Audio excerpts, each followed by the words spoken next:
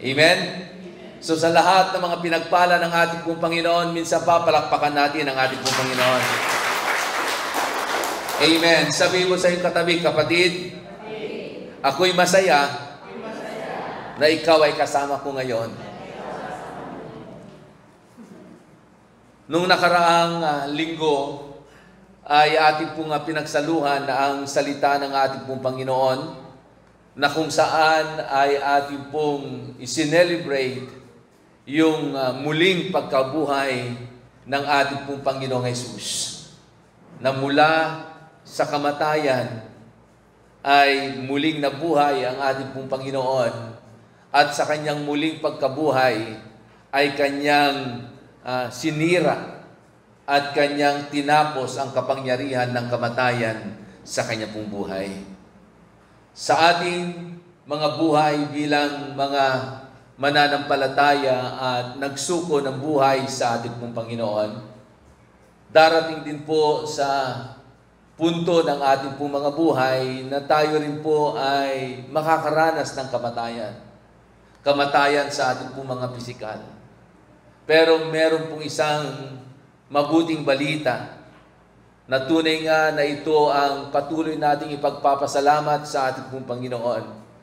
Dumating man yung panahon na yung ating pong mga pisikal na mga pangangatawan ay babawian na ng buhay.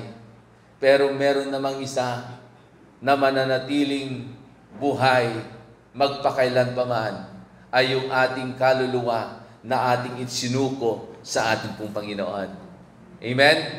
Dahil ang sino mang nagsuko ng buhay sa Diyos, tinanggap ang ating pong Panginoong Jesus bilang Panginoon at tagapagligtas ng kanilang buhay, hindi lamang sila maliligtas, kundi magkakaroon sila ng buhay na walang hanggan.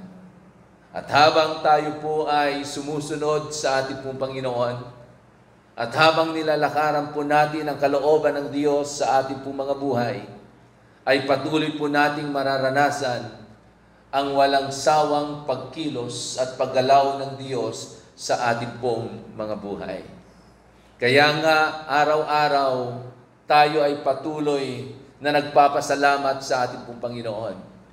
Araw-araw, hindi po tayo nagsasawa na patuloy na ipagkatiwala ang ating pong buhay sa ating pong Panginoon.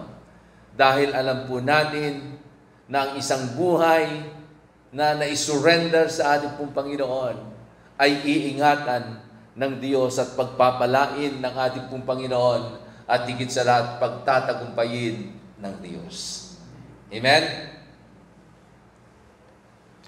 Sa umagang ito ay nais ko pong ibahagi ang salita ng Diyos na ito ay kukunin po natin sa aklat ng John chapter 2, beginning verse 1 up to verse 10.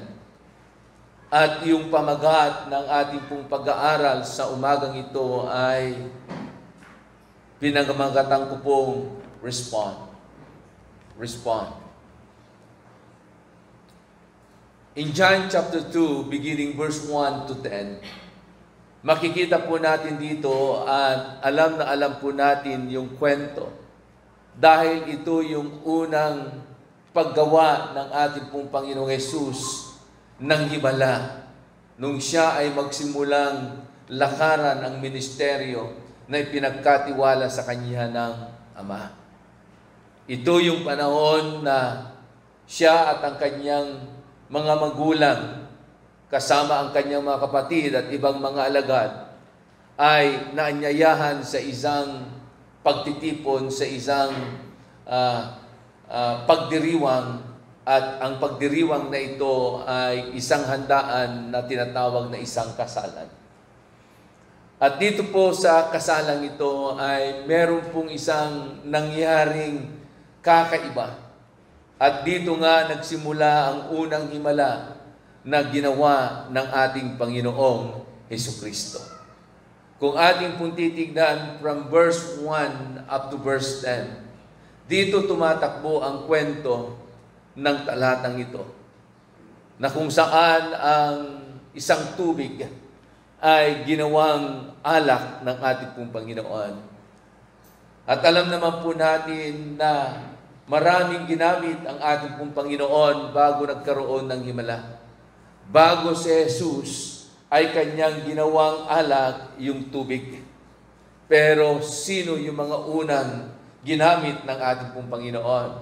Una, si Maria, na siya ang unang nakakita ng tunay na kalalagayan doon sa okasyon na yon at nakita niya ang pangangailangan ng mga oras na iyon. Pangalawang ginamit ng ating pong Panginoon bago magkaroon ng kahangahangang himala at unang himala sa buhay ng ating pong Panginoong Yesus ay ang mga alagad,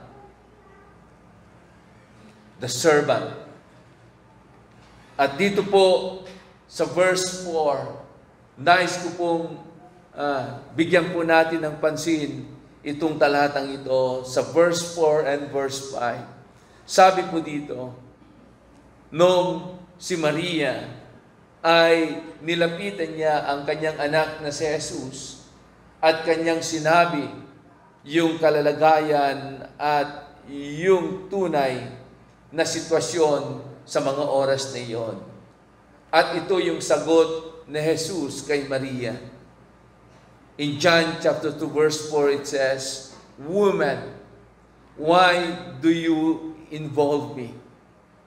Jesus replied, "My hour has not yet come."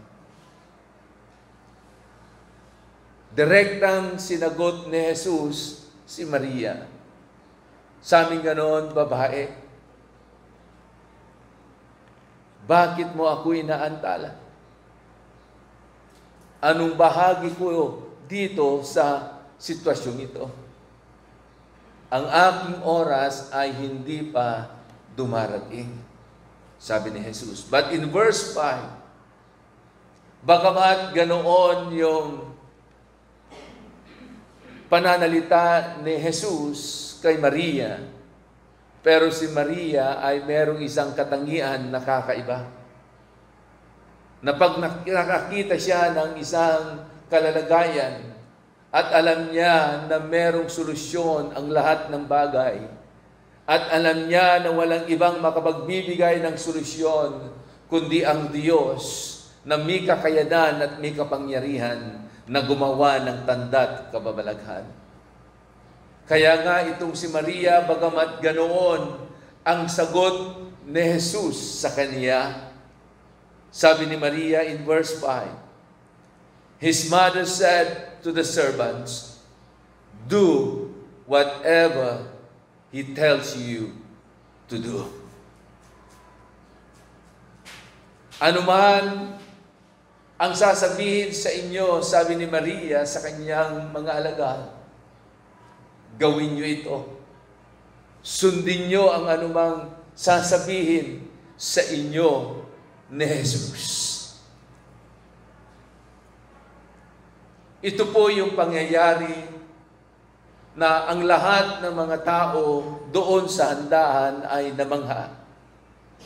Ito yung pangyayari na talagang ipinakita ng Diyos na makapangyarihan na itong kanyang anak na kanyang ipinadala dito sa lupa, na nagkatawang tao, na muhay na kagaya natin, ay merong kakaibang kakayanan at kapangyarihan na anuman ang kanyang naisin, ito'y nangyayari at naghaganap. Amen? Kaya nga sa ating pong mga buhay, hindi yung nais natin at hindi yung gusto natin ang mangyayari at magaganap, kundi kung ano lamang ang naisin at gustuhin ng Diyos sa ating pong mga buhay. Sabihin mo sa iyong katabi, kapatid, hindi yung gusto mo ang mangyayari at magaganap, kundi kung ano ang naisin at gustuhin ng Diyos sa buhay mo. Yun po yung katotohanan. Dahil alam natin ang pinagmumulan ng lahat ay ang ating pong Panginoon. We know and we know that Jesus is the only answer. Na siya lamang ang kasagutan ng lahat. Dumating na tayo sa isang kalalagayan sa ating pong mga buhay na ginawa na natin ang lahat ng diskarte. Ginawa na natin ang lahat ng sinasabi ng tao. Ginawa na natin ang lahat ng alam natin na pwede natin gawin. Pero hindi tayo nagtagumpay. Ang katotohanan ay nabigo po tayo. Kaya nga, napakaganda na ang lahat ng bagay ay ating mailagak sa ating pong Panginoon. Kaya si Maria, bagamat negatibo yung respond, yung sagot ni Jesus doon sa kanyang sinabi, hindi siya nawalan ng pag-asa. Patuloy niya pa rin tinignan ang kayang gawin ni Jesus dahil kilala niya ang kanyang anak. Ito ang napakalaga sa buhay ng bawat mananampalataya. Hindi tayo mahihirapan na magtiwala, umasa sa isang Diyos na buhay pagkilala natin ang Diyos na pinaglagakan natin ng ating pong buhay. Amen? Ang tanong, kilala mo ba talaga ang Diyos na pinaglagakan mo ng iyong buhay? Sabi nga ng banal na kasulatan, those who knows their God can do a great exploit. Yung kilala nila ang kanilang Diyos ay yaon lamang makagagawa ng mga kahanga-hangang bagay. Why? Dahil ang Diyos ang siyang mag-i-empower sa kanila. Ang Diyos ang siyang kikilos sa kanilang mga buhay. So dito makikita po natin, nung naghimala ang ating Panginoong Hesus, na yung tubig ay ginawa niyang alak, ang naging resulta, hindi lamang namangha ang lahat ng mga tao doon sa handaan, bagkos nung matikman nila yung alak at talaga naman ay nagkaroon sila ng na nakita nila yung pagkakaiba sa lahat ng alak na kanilang natikman at nainom.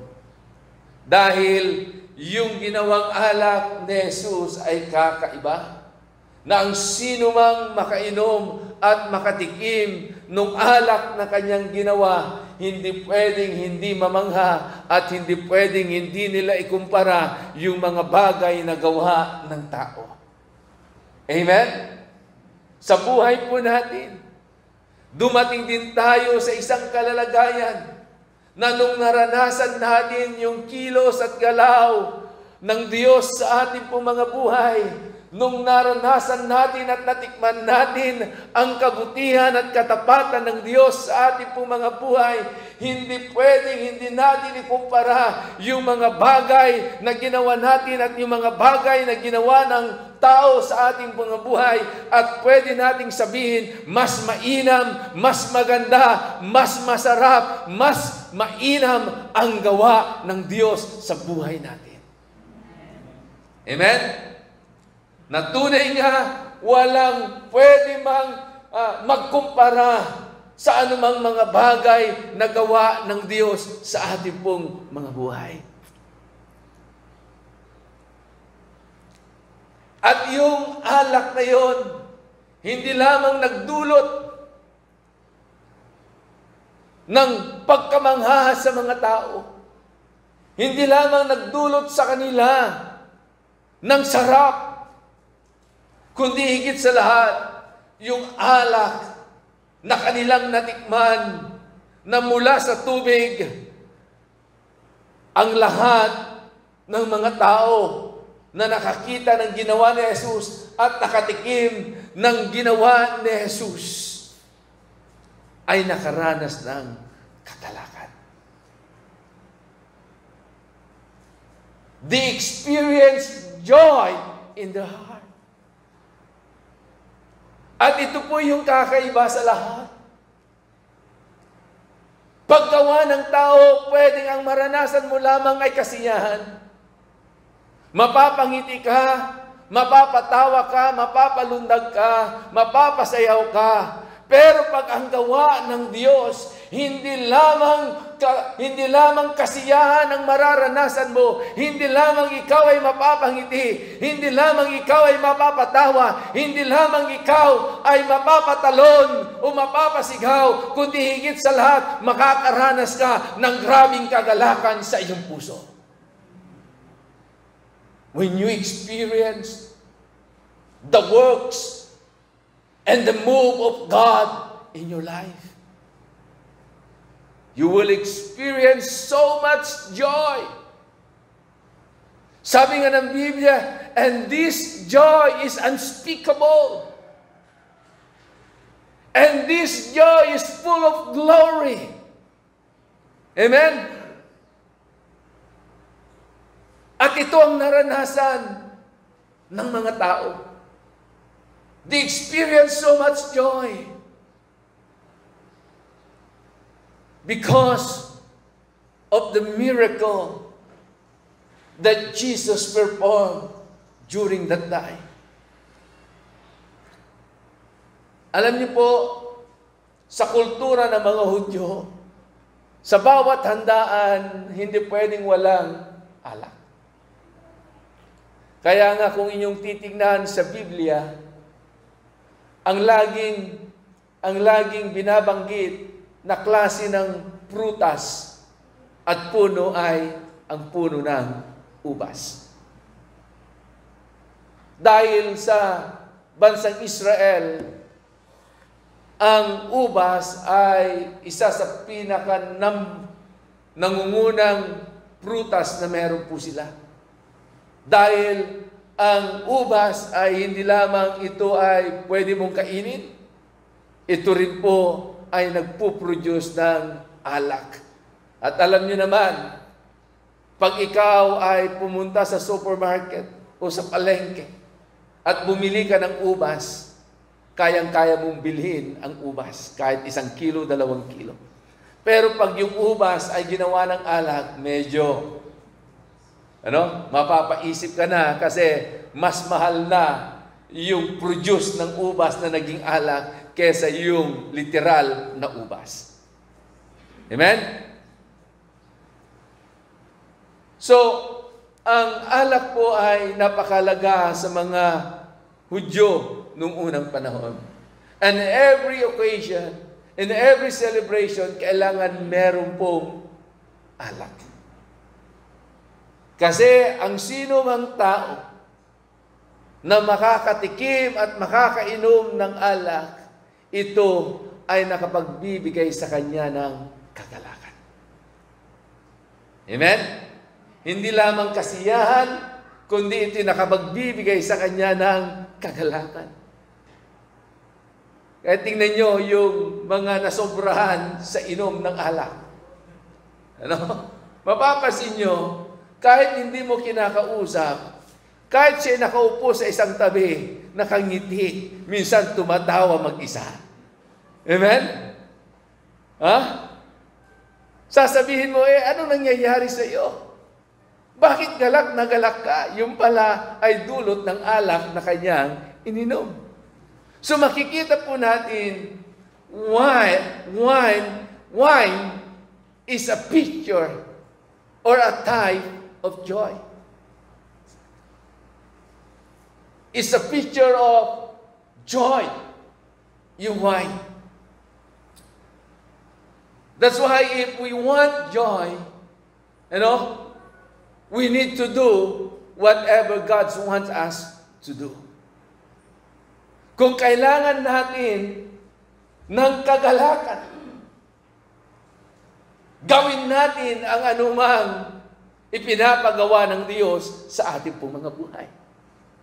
Because when we able to obey whatever God wants us to do, it brings joy into our heart. Amen? Di ba ang tao na nakasunod sa ipinapagawa ng Diyos sa kanyang buhay, hindi siya malulungkot. Bagamat sa una, ito'y mahirap at merong pag-aalinlangan, pero pag ikaw ay sumunod ng lubusan sa anumang ipinapagawa ng Diyos sa iyong buhay, anong resulta noon sa iyo? Pag nasunod mo at nagawa mo, nagdudulot sa iyo ng grabing kagalakan. Pero pag hindi mo nagawa yung ipinapagawa ng Diyos, anong nararamdaman mo? Di ba nalulungkot ka? Minsan nga nagkakaroon ka pa ng guilt feelings, di ba? Dahil sa hindi mo nagawa yung ipinapagawa ng Diyos. Pero pag nagawa mo yung ipinapagawa ng Diyos, na kahit sa una meron kang struggle, alam nyo kapatid, ang katumbas naman nito ay grabing kagalakan ang igagawad ng ating pong Panginoon. That's why, if you want joy, do whatever God wants us to do. Amen? If we want peace, same thing. Gawin natin ang anumang bagay na ipinapagawa sa atin ng Diyos. Di ba? Tama naman yun eh. Pag nagawa mo, yung ipinapagawa ng Diyos sa iyo, at talagang sinunod mo talaga yung ipinapagawa ng Diyos, hindi lamang kagalakan, nakakaranas ka pa ng kapayapaan. So if we want joy, if we want peace, do whatever God wants us to do. That's it. Just obey. Follow whatever Jesus wants us to do. Pag sinabi ni Jesus, go. Ano pa? Na minsan pag ang inaawit yung yes Lord, ay talaga naman. Napaka-smarte mo pa na talagang inilalagay mo yung kamay mo dito sa iyong noo at sinisigaw mo, yes Lord. Amen?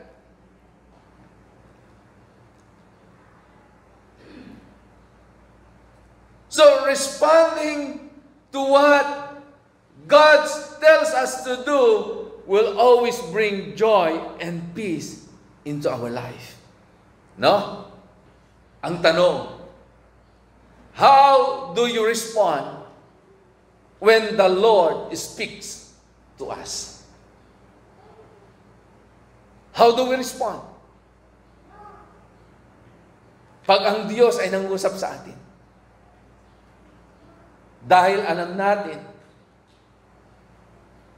sa bawat himala na gagawin ng Diyos at ginagawa ng Diyos sa ating pong mga buhay, ito'y nagsisimula sa ating pong pagtalima. Ito'y nagsisimula sa ating pong pag-obey, sa ating pagsunod, sa ating pong Panginoon. Amen? Lalo-lalo na pag ikaw ay tumalima na merong kagalakan sa iyong puso. Hindi yung napipilitan. Ano ba itsura ng taong napipilitan na sumusunod? Para bagang hinihila niya yung kanyang katawan. Nakasimangot, malungkot, padabog pag kumilos. Amen? Pero ang taong punong-puno ng kagalakan sa kanyang puso na talagang susunod sa anumang sinasabi ng Diyos sa kanya, kapatid, makikita mo sa body language pa lang. Sa facial expression pa lang makikita mo. Sa kanyang kilos, sa kanyang gawa, sa kanyang pananalita, makikita mo at mararamdaman mo kung siya'y sumusunod at tumatalima na punong-puno ng kagalakan. At alam niyo, yun ang pinakamainam na dapat na maging respond po natin tuwing ang Diyos ay nangungusap sa bawat isa po sa atin.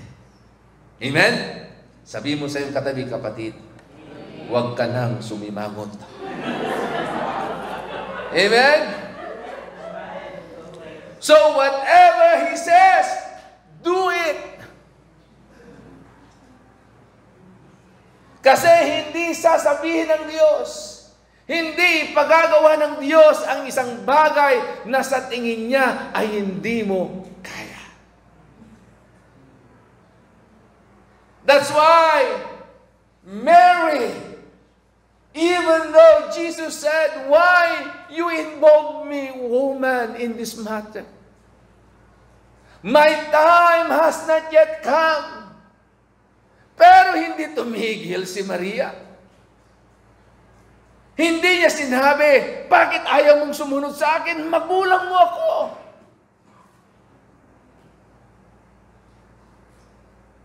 Pero hindi pwedeng sabihin ni Maria yun kay Jesus. Dahil nung tinignan niya si Jesus, hindi bilang isang anak, tinignan niya bilang isang anak ng Diyos.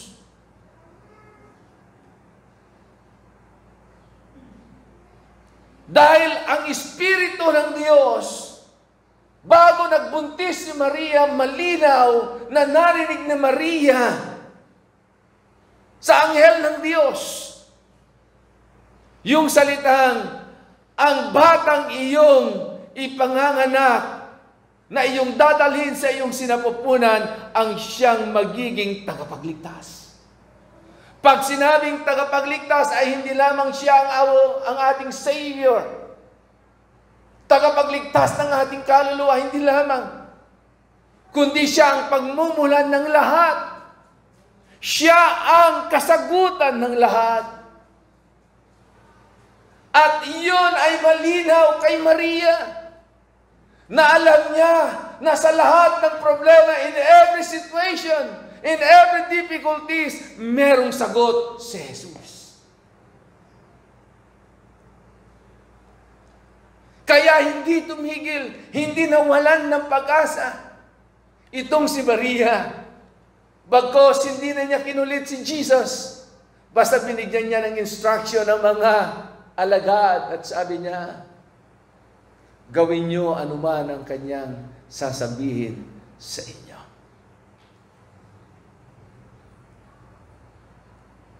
Meron pong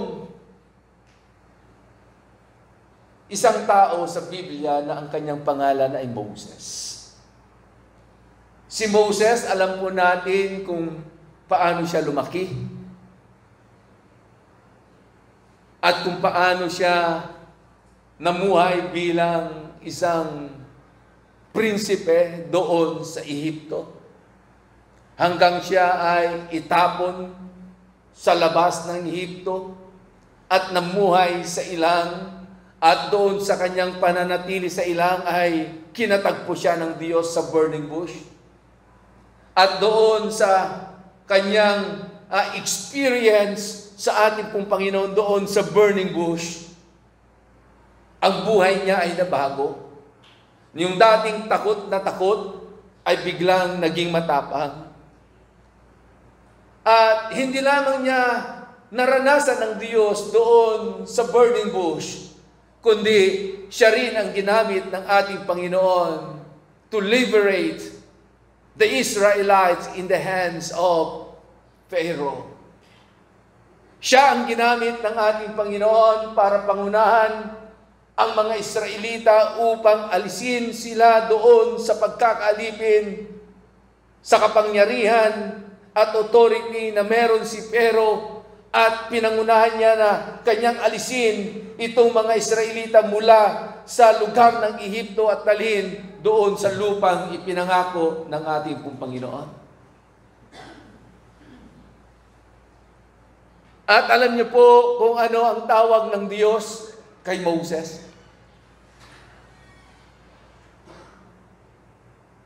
Ang tawag ng Diyos kay Moses ay, meron kasing pagkakataon at isang pangyayari na tinawag ng Diyos si Moses ng ganito. God called him Moses, my servant. Bakit kaya tinawag ng Diyos si Moses that Moses, my servant?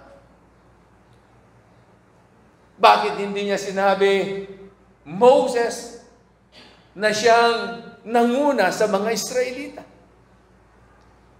Bakit kaya hindi niya sinabi, Moses, my pastor, Moses, the evangelist, Moses, the apostle, Moses, the bishop.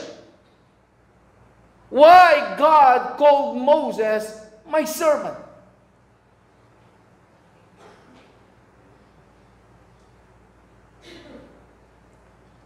Dahil ang bawat mananampalataya at ang bawat Kristiyano at bawat individual na naglagak ng buhay kay Kristo, hindi lamang tayo tatawaging mga Kristiyano o anak ng Diyos, kundi ang tawag din sa atin ay servant. Kaya nga, darating ang panahon na ang salitang maririnig lamang natin sa Diyos, pag tayo ay humarap na sa Kanya, ay ito lamang. Welcome, my good and faithful pastor. Ganun ba yan? Hindi. Welcome, my good and faithful servant. So, ito yung isa sa mga identity po natin. Para hindi tayo mahirapan na tumalima sa anumang iuutos at ipagagawa ng Diyos sa ating pong mga buhay. We have this kind of identity. Anong identity to? To be a servant. As a servant. Why servant? Because servant is always attentive and ready to obey or respond whatever his master tells him to do. Di ba ang isang alipin? O ang isang utusan? Ang isang utusan na maayos laging handa yan. Laging nakakiling yung kanyang pandinig doon sa kanyang master, sa kanyang amo. Di ba? At anuman ang sabihin ng kanyang master, agad-agad siya ay tumatalima. Ganoon ang isang servant. Okay?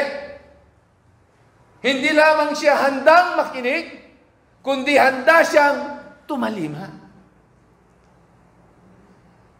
He always ready to obey and respond whatever his master wants him to do. At alam naman po natin, pag hindi ka naging masunurin at hindi ka tumatalima na alipin sa anumang sinasabi ng iyong master noong unang panahon, lagot ka. Di ba? Lagot ka. Laging may parusa. Pero salamat sa ating pong Panginoon. Dahil ang Diyos natin, wala namang parusa tayong maranasan pag hindi tayo tumalima sa Diyos. Pero ang nararamdaman naman natin at ang dulot naman ng hindi natin pagtalima sa anumang sinasabi ng Diyos na dapat natin gawin sa ating pong mga buhay, ito naman ay nagdudulot ng kalungkutan. Nagdudulot ito ng kalungkutan. So, as a servant, kailangan matuto tayong laging nakikinig. Willing na makinig at willing na tumalima. Bakit napakalaga yung ating pong pagtalima? Bakit napakalaga sa isang servant yung lagi nakikinig sa anumang sasabihin ng kanyang master? Tandaan po natin. Because in our life, as a servant of God, as a followers of God, in our obedience to our Lord, that's where miracles will start to happen. Marami sa atin nagnanasa na makakita at makaranas ng himala na nagmumula sa Diyos. Himala sa iyong sitwasyon, himala sa iyong sakit at karamdaman, himala sa iyong hanap buhay, sa iyong negosyo, himala sa iyong pamilya, himala sa iyong anak, o anumang aspeto ng iyong buhay. Lahat tayo nagnanasa na makakita at makaranas ng himala at kilos ng ating Panginoon. Pero tandaan po natin, makikita lamang natin at mararanasan lamang natin ang himalang ito pag tayo ay nagkaroon ng pagtalima at pagsunod sa anumang inuutos ng Diyos sa bawat isa po sa atin. Because our obedience, that's where miracles will start to happen in our life. Because delayed obedience is disobedience. Ulitin ko po. A delayed obedience is disobedience. Kaya nga, hindi po pwede yung mamaya na.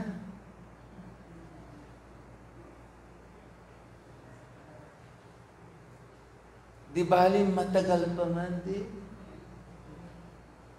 Alam nyo kapatid, ang Diyos, pag nagsabi na gawin mo, hindi niya sinasabi na gawin mo bukas. Hindi niya sinasabi na gawin mo sa isang linggo. Hindi niya sinasabi na gawin mo sa isang buwan. Kundi ang Diyos, pag nangusap sa atin at pag merong pinagawa sa atin, kadalasan, now. Do it now. Amen? Kasi ang himala na mararanasan mo is not tomorrow. Hindi bukas. Hindi sa isang linggo. No? Dahil pag ikaw ay tumalima, then you will experience and then you will see the miracles that God is going to perform in your life. Because delayed obedience is disobedience. Alam niyo naman, meron tayong ugaling mga Pilipino. Mañana, habit. Anak, mag-urong ka na. One. Pero, hindi naman pumunta sa urungan. Umarap sa cellphone. Nagtuloy-tuloy sa kausap. Amen? Inilagay sa gilid. Inilagay yung TikTok at nag-TikTok na. Amen? Samantalang yung urungin, naghihintay ng TikTok para mahugasan.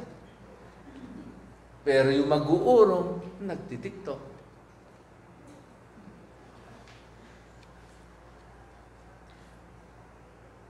Delayed obedience is disobedience. Bakit napakalaga yung pagtalima natin agad-agad? Because our God is a God of timing. Amen? Our God is a God of timing.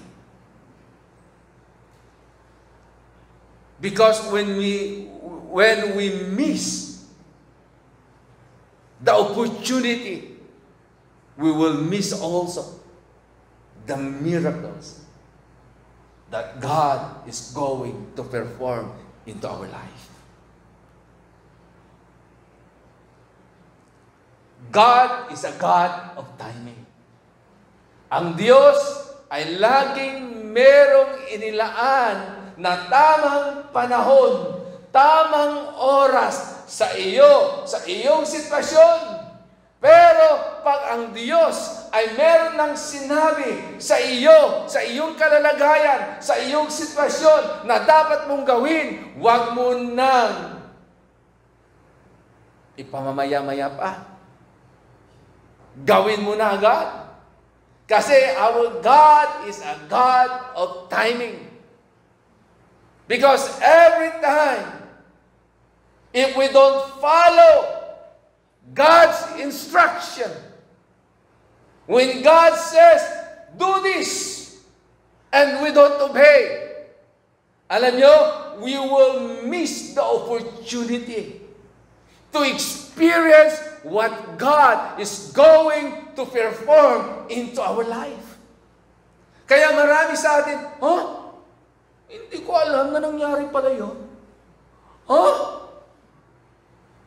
Okay lang sana yung hamo ay dahil nakita mo yung ginawa at pagkilos ng Diyos dahil tumalima ka. Kung yung hamo ay dahil na-miss mo yung opportunity.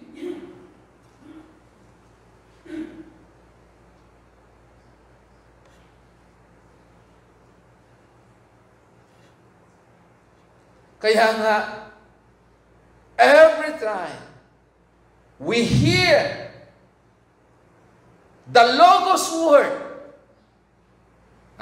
every time we hear the Logos Word, which is the Word of God, and this Logos Word became a Rhema Word, an active, a living Word, we need to respond into the Kairos moment that God set for us. Tingnan po natin pag narinig daw natin yung Logos Word, which is the Word of God. At itong Logos Word na ito, the written Word, became a Rhema Word. At itong Rhema Word na ito ay nagkaroon ng buhay. And this Rhema Word become active, alive. Amen? So we need to respond in a Kairos moment. And what this Kairos moment, why we need to respond? This Kairos moment is the appointed time of God to each and every one of us. Hallelujah. And every time this Kairos appears to each and every one of us, ito maganda. Because the Kairos is the appointed time with a purpose into our life. Bibihira na dumarating sa atin itong Kairos moment na ito. Na itong Kairos moment ay hindi kagaya ng wall clock o ng yung relo. Na ikaw ay kayang-kaya mong iset yung time na gusto mo. But this Kairos moment, walang ibang nag-appoint ng oras na ito, ng pagkakataon na ito, kundi ang ating Diyos lamang.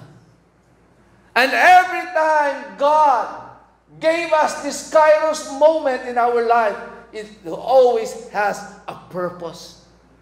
Meron pong laging layunin. Pag ang Diyos ay nagbigay sa atin ng panahon, na yung panahon na yon ay kailangan nating tumalima. Dahil pag tayo tumalima, doon lamang natin makikita at mararanasan yung gagawing himala at pagkilos at paggalaw ng Diyos sa ating mga buhay. Kaya nga, pag ikaw ay tumalima doon sa Kairos moment na yun, the appointed time that God set before us, maniwala kayo, sasabihin mo na lamang, wow! Kasi you are in that appointed time.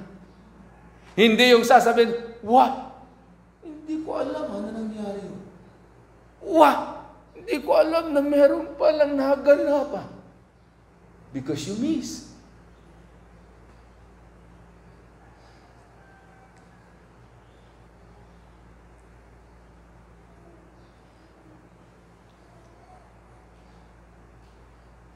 Gaano ba kahalaga sa ating pong mga buhay pag tayo ay tumatalima sa Kanya?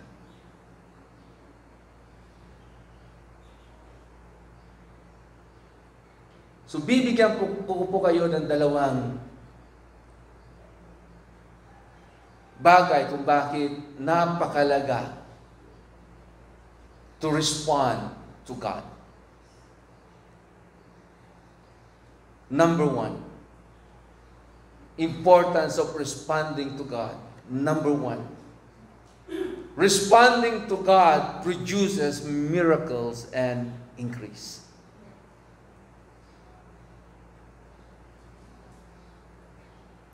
Luke chapter 5, verse 4. Tingnan niyo po ito. When they responded doon sa sinabi ng ating pong Panginoong Jesus, bagamat alam nila yung lugar na kung saan sinabi ni Jesus, ilatag niyo ang inyong lambat. At in their experience, naranasan nila na magdamag, sila ay nangisda, na kahit isang isda ay wala silang nahuli. Kaya nga inahon nila yung kanilang lambat at kanila itong nilinis at sinisimulan na nila itong iligpit. Ngunit dumating ang ating pong Panginoong Jesus. And then, nagtuloy-tuloy yung kwento hanggat sabi ni Jesus sa kanila, ilatag nyo ang lambat doon sa malalim. In Luke chapter 5, verse 4, it says, let down the nets for a catch. Nung marinig po ni Pedro itong utos ng ating pong Panginoong Jesus, para sa kanya mahirap. Di ba ang hirap sumunod? Lalong-lalo na kung ang nag-uutos sa iyo ay kilala mo. Kilala mo na wala naman siyang karanasan doon sa pinapagawa niya na dapat mong gawin. Na kung titingnan mo ang sarili mo, mas meron kang karanasan kesa sa kanya. Amen? Merong pagkukumpara, merong pagmamalaki. So, hirap sa kalooban ni Pedro dahil sinabi niya, nangista po kami ng magdamag, pero wala po kaming nakuha. Pero dahil sa sinabi nyo, aking iahagis ang aking lambat, sabi ni Pedro. Pero tingnan niyo po ang takbo ng kwentong ito. Ano ang naging resulta when Peter and the other disciples responded to Jesus? Sabi nga nun, nung inilatag nila yung lambat at nung simulan nilang hilain yung lambat, nakahuli sila ng sobrang dami. Nasabi nga ng Biblia, halos mapunit yung lambat na kanilang ginamit at nung ilalagay na nila sa kanilang bangka, ay halos lumubog yung kanilang bangka. Kaya nga ang kanilang ginawa, tinawag nila yung kanilang mga kasamaan sa kabilang bangka para ibigay yung ibang mga huli nila. So ganoon karami yung kanilang naging huli. Nagkaroon ng himala. Nagkaroon ng increase because they responded.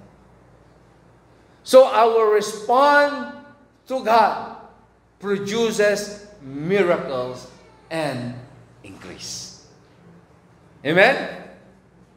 Gusto mo bang makaranas ng himala sa iyong buhay? na matagal mo nang inaasahan? Tumalima ka. Gusto mong makaranas ng increase? Na matagal mo nang ninanasa yung increase, multiplication sa lahat ng aspeto ng iyong buhay. Lalo-lalo na yung nagtatrabaho at meron pong sweldo na sa tingin nila ay kulang at sila'y nananalangin sa Diyos, umaasa sa Diyos na i-increase ng Panginoon yung kanilang mga sweldo, kapatid.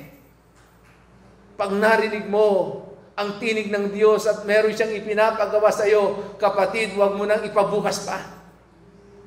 Just obey. Just do it. At makikita mo, pag ito'y ginawa mo at tumalima ka na merong kagalakan sa iyong puso, makikita mo yung himala na gagawin ng Diyos at yung increase at multiplication na gagawin ng Diyos sa buhay mo. Amen? Palapakan natin ang ating pong Panginoon. Pangalawa, responding to God produces victory and restoration.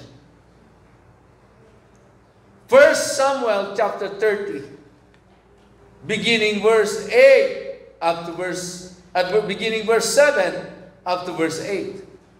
Sabi ganoon dito sa verse 8, bago ko po basahin, gusto ko lamang ibigay sa inyo ang background ng pangyayaring ito.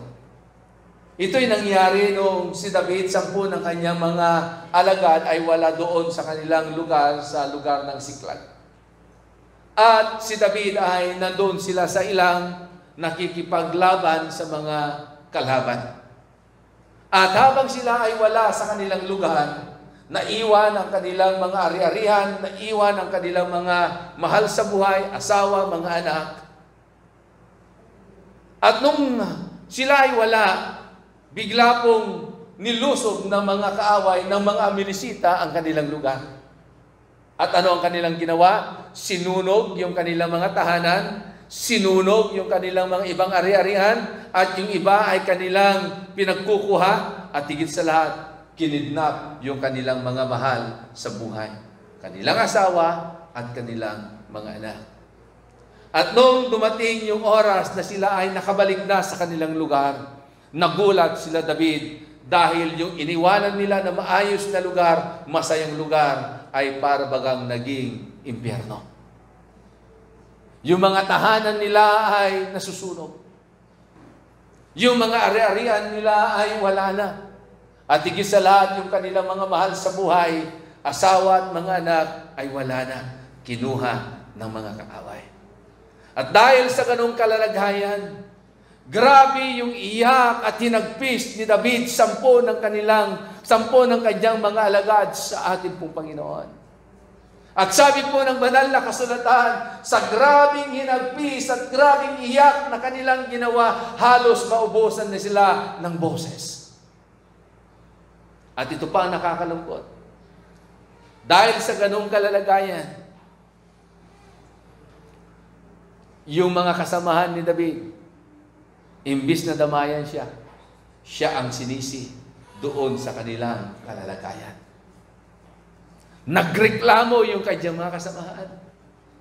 Pero samantalang itong si David, hindi nagreklamo. Ang alam niya lang gawin, ituon niya ang kanyang paningin sa Diyos.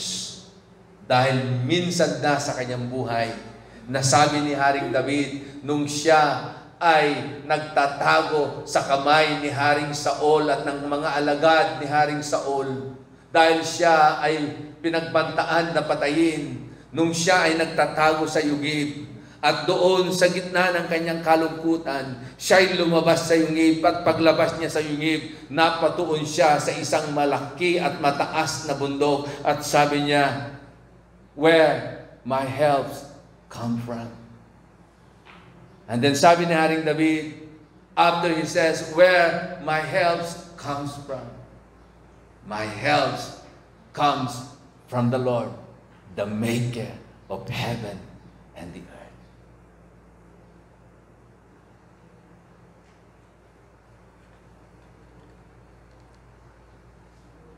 At ito ang naging takbo ng kwento nung si Haring David na hindi na niya makita ang suporta ng kanyang mga kasama. Pinagbantaan siyang patayin, sinisi siya dahil sa lahat na nangyari sa kanilang mga buhay. Si David, siya ay lumapit sa Diyos. At doon sa kanyang paglapit sa ating Panginoon, siya ay lumapit na punong-puno ng kapakumbabaan. At hiningi niya ang direction ng Diyos sa kanyang buhay. At hiningi niya kung ano ang dapat niyang gawin. Ganito ba tayo? Pag meron na tayong matinding inaharap sa buhay, sino ang una nating nilalapitan? Sino ang una nating pinagtutuunan ng pansin sa ating pong mga buhay? Kagaya rin ba tayo ni Haring David na lumuhod, nagpakumbaba sa harapan ng ating pong Panginoon at kanyang sinabi kung ano ang kanyang dapat gawin? Kailangan niya bang lusubin itong mga kaaway? Kailangan niya bang puntahan itong mga kaaway para labanan sila? In verse 8, ito ang sagot ng Diyos sa kanya. Sabi ng Diyos sa kanya, pursue them. You will certainly overtake them and succeed in the rescue. Sige, lusubin mo sila. At siguradong sila ay iyong magagapi at ikaw ay magtatagumpay. At nung marinig ni Haring David itong salitang ito na nagmula sa ating pong Panginoon, si David ba ay nagpabanjig-banjig lang? At inignore niya yung sinabi ng Diyos sa kanya na sige, lusubin mo sila, magagapi mo sila at ikaw ay magtatagumpay. Ipinabukas niya ba? O naghintay pa siya ng 1 linggo? Hindi. Agad-agad, siya'y tumayo. Pinalakas niya ang kanyang sarili sa tulong at biyaya ng Diyos sa presensya ng ating Panginoon. Kanyang tinawag ang kanyang mga mandirigma at kanyang tinipon at kanyang sinabi na kailangan nilang lusubin ang mga kaaway. At tingnan niyo po ang nangyari. When David responded to God, in verse 17 to 18 it says, makikita po natin dito kung paano nilupig ni Haring David itong mga Amilisita. At hindi lamang niya nalupig itong mga Amilisitang ito, kundi higit sa lahat, kanyang na-recover ang lahat ng bagay na kinuha at ninakaw ng mga kaaway sa kanila. Ibig sabihin na ibalik ang kanilang mga asawa, na ibalik ang lahat ng kanilang mga anak, na ibalik ang lahat ng ari-arihan na kinuha ng mga Amilisita. At ito pang maganda, pati yung pag-aari ng mga Amilisita ay kanilang nasamsam. Amen? So our response to God determine our victory. Amen? Hallelujah! Our response to God determines our victory. Woo! Nakasalalay daw yung ating katagumpayan sa ating pagtalima sa Diyos.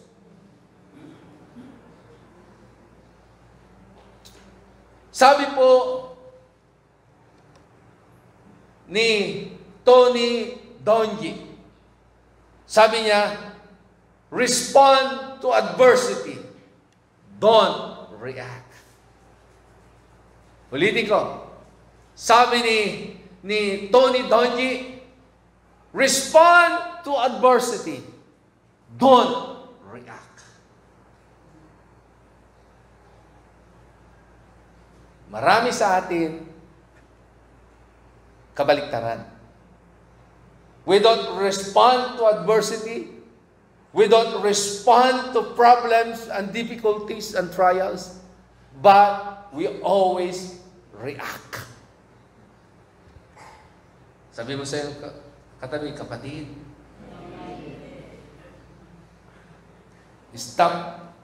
mag-stop ka na sa pagre-react. Alam nyo ba, kadalasan ang mga taong mabilis mag-react ay ito yung mga taong madadrama.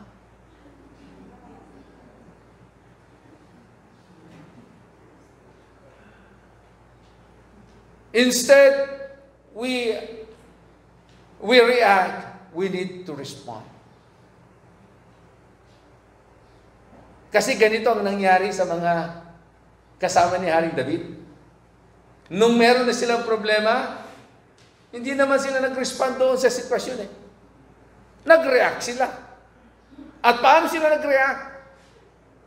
They reacted negatively.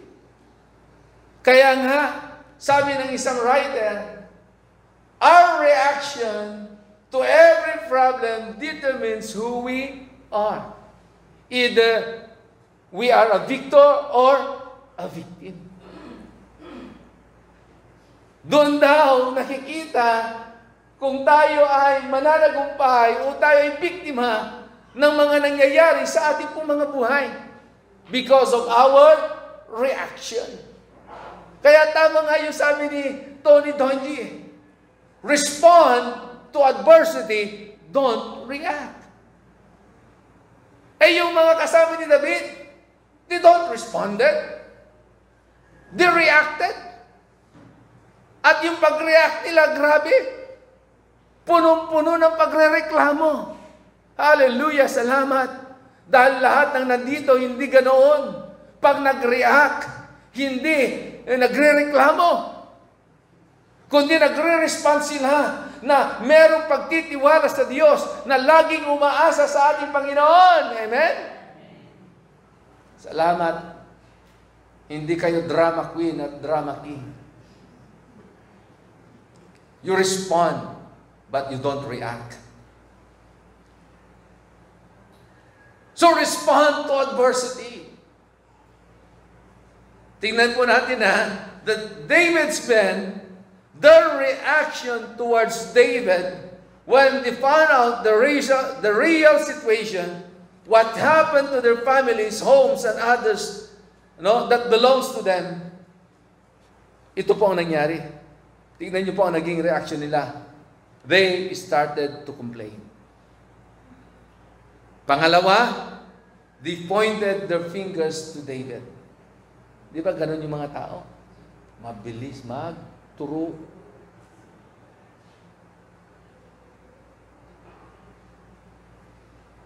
Parang si Eva at saka si Adan. Imbis na sisihin niya yung ahas, sabi niya, yung lalaki. Eh, nung kinumpronta naman yung lalaki, sabi niya, dahil sa ibinigay mong babae sa akin. Ganon ang nature ng tao. Pero kapatid, imbis na magturuan tayo, magsisihan tayo, we need to respond correctly. Sa paanong paraan, ituon natin ang ating paningin sa ating Panginoon. Huwag ka nang mag-complain. Tapos na, nangyari na. Amen? Kahit ano pang pagbubunganga mo, wala ka nang magagawa, nangyari na.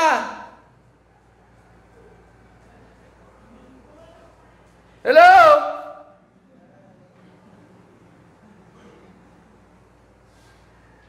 At tagal na nangyari, hindi mo pa makalimutan. Ngawa ka pa rin ng ngawa.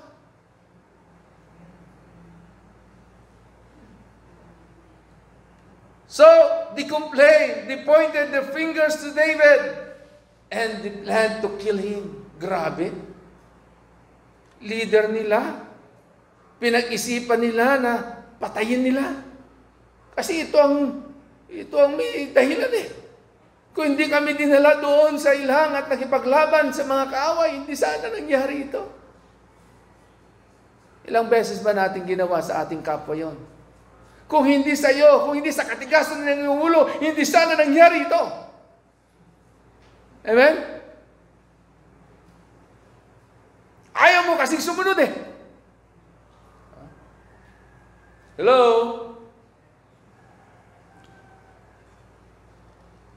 Pero salamat sa Diyos. Hindi tayo kagaya ng mga tauhan ni David. Nananalaytay pa rin sa ating pong mga buhay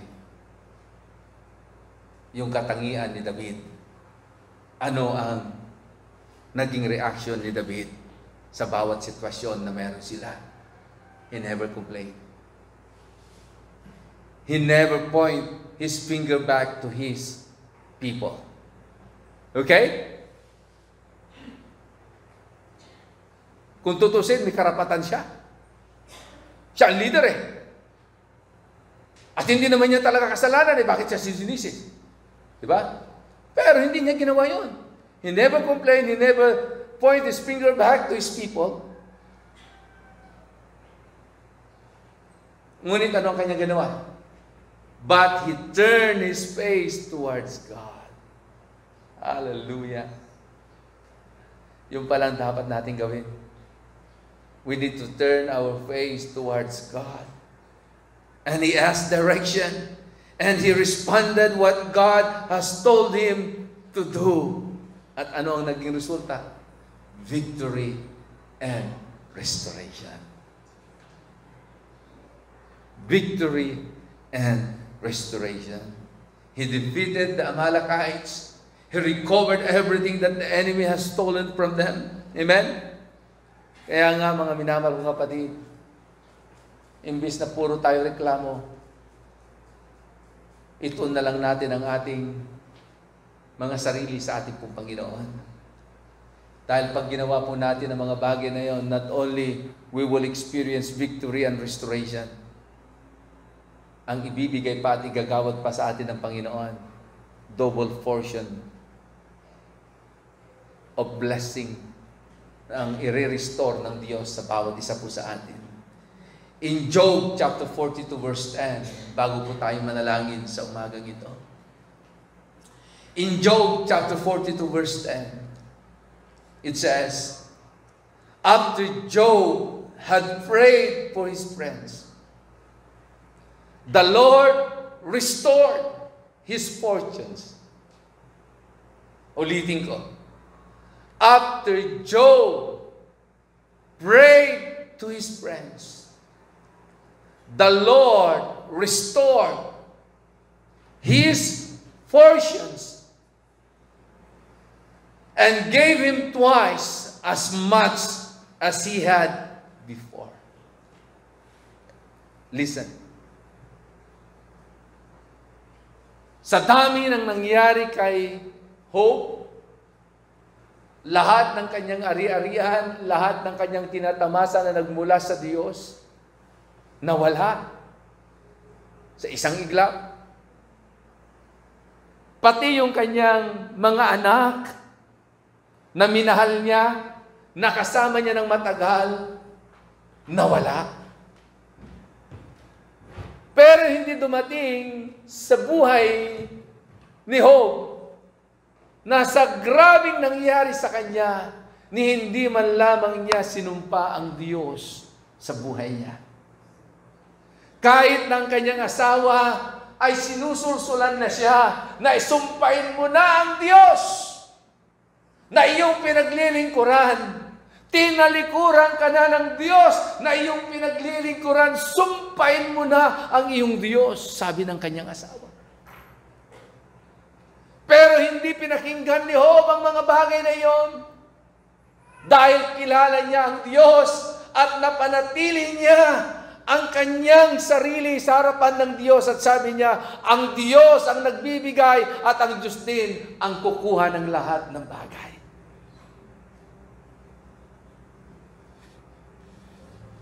At doon sa pangyayaring yon, grabe yung kanyang nararanasan hanggat dumating ang kanyang mga kaibigan, mga matatalik niyang kaibigan. At siguro nung makita niya yung kanyang mga kaibigan, wow, dinalaw ako ng aking mga kaibigan, grabing kagalakan sa kanyang puso.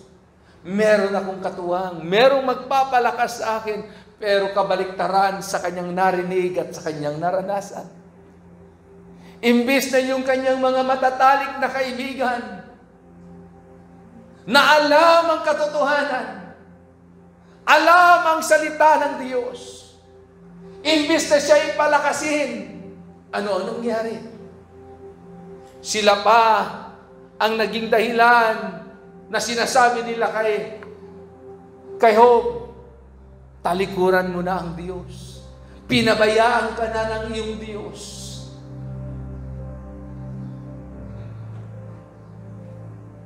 Pero ano ang ginawa ni Job?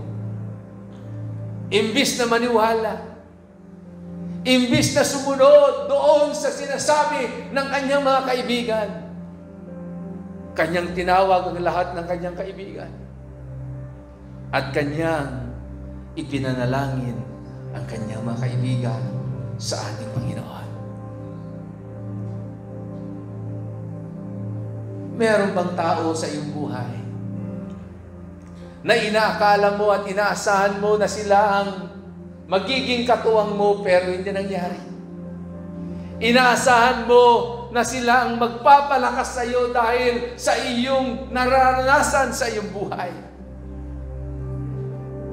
Pero kabaliktaran ang iyong nararanasan. Panahon na siguro, kapatid, na huwag mo siyang awayin. Huwag mo siyang pagsalitaan ng hindi maganda. Ang gawin mo kagaya ng ginawa ni Job. Tinawag niya ang kanyang mga kaibigan at ipinanalangin sa ating Panginoon. At sabi po ng Biblia, after he prayed to his friends, the Almighty God, alaming God, sabi po ng Biblia, the Lord who made the heaven and the earth, God restores His fortunes.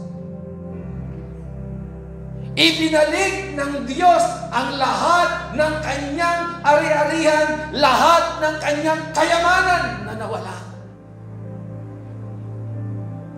At hindi lamang ibinalik ng Diyos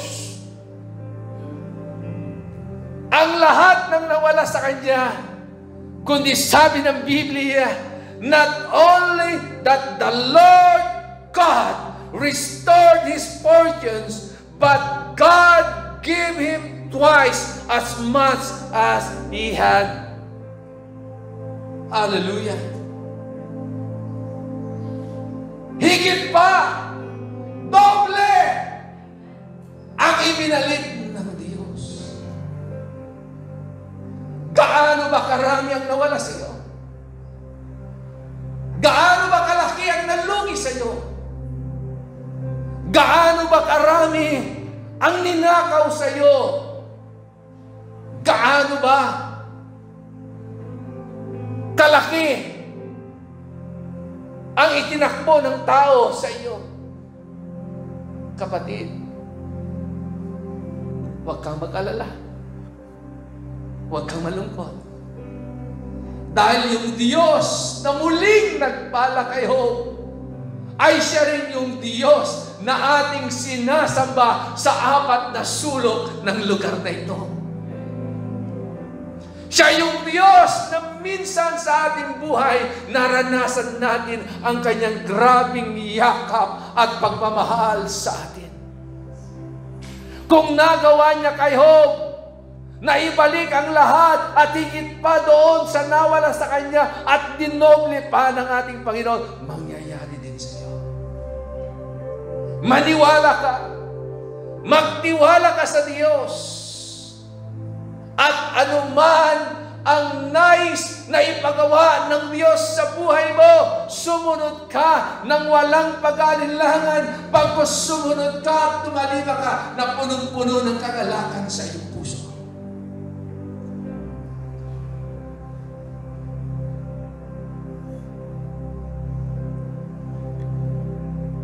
God will give you the victory. And God will restore everything that the enemy has taken from you.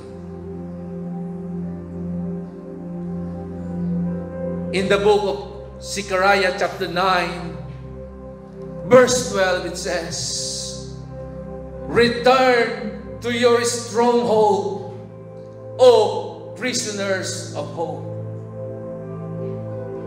Today I declare that I will restore to you double." Hallelujah. I want to declare this word in this congregation today. Not only that you are going to hear this word, but I want you to believe, claim it, na ito ay mangyayari sa iyong buhay. Zechariah says to the people, "Return to your stronghold, O prisoners of hope." Today, not tomorrow, not next week, but the Lord says, today, I declare, I will restore to you double. Doble ang i-restore ng Diyos sa atin. Claim that word. Receive that word. And believe that word. Hallelujah. Sa lahat ng naniniwala sa salitang ito, that today, as the Lord declares that He will restore everything that the enemy has stolen from you double, I want you to stand up. I want you to stand up as a sign na ikaw ay naniniwala na ang salitang ito ay mangyayari sa iyong buhay. Because this word that Prophet Zechariah declares is the word of the Lord. Not only a logos word, but a rhema word. Because His word is alive, active. His word is ready to fulfill what God has promised to you, for me, to each and every one of us.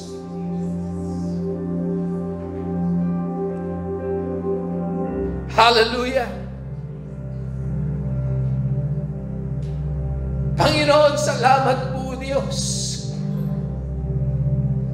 sa salita mong ito na aming pong napakinggan at aming tinanggap.